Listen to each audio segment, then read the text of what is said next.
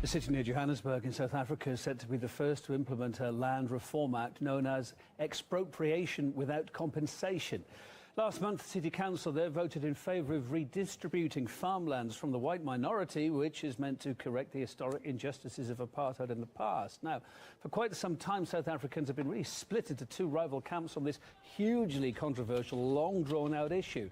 A series of protests by black citizens seeking better jobs and housing were held earlier this year. Meantime, the other side of this, white farmers say they face rising violence stemming from these government plans to expropriate their land. Investigative reporters group Redfish has more on how this reform has stirred bitter resentment across the country. You can watch their full, really interesting, insightful report on YouTube.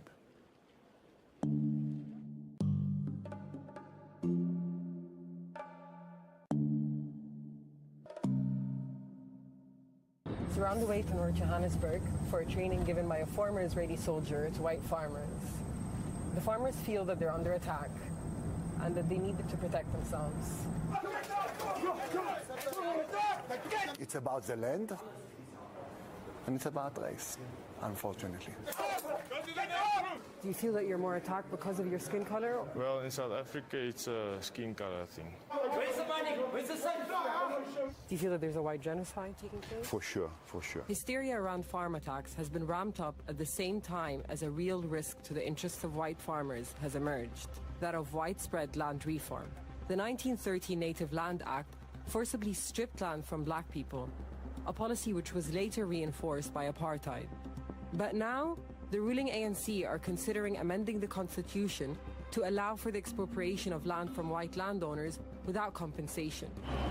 It's not the ANC though, but these guys, Julius Malema's economic freedom fighters, who have pushed the issue onto the agenda. We are going to take our land, whether you like it or not. The ex-IDF soldier training, and they train white farmers to defend themselves against attacks. They think that taking land will result to war. We are going to sit down with them. We are going to give them our terms.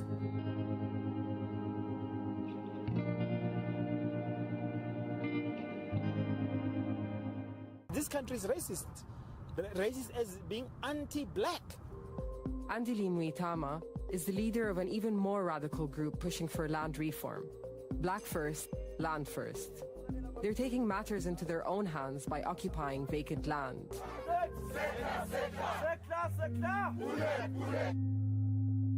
Not only do black people in South Africa have little access to land, but many are forced to live in poverty-stricken informal settlements, like this one, Tembeli, just south of Johannesburg. They live in the shadows of society and have little access to basic services. When it rains, you want a corner where you can stand because the water is coming inside the house. But we've got government. So I just blame our government. There is a state that makes sure white people live their life in peace and black people remain excluded. We eat heads of chicken and feet of chicken. Who eats the drumstick? White people. No, we want a drumstick. We want the nice part of the chicken as well.